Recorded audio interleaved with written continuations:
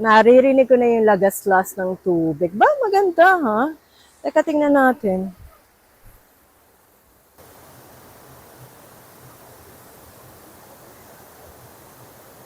Palabas na ako. Ito ang dadaanan, guys. So, ano lang, pag andito kayo, mag-ready kayo maglakad. Ang tataas ng inyong aakyatin pabalik sa cottage.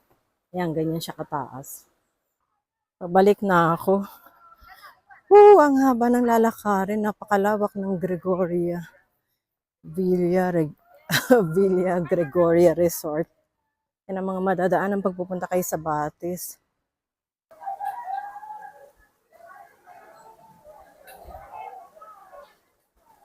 Sobrang lawak ng lugar, guys.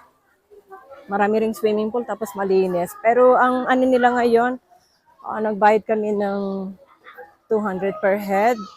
Tapos meron silang siningil ngayon na 20 pesos para sa environmental fee. Ngayon lang daw yan, dati naman wala.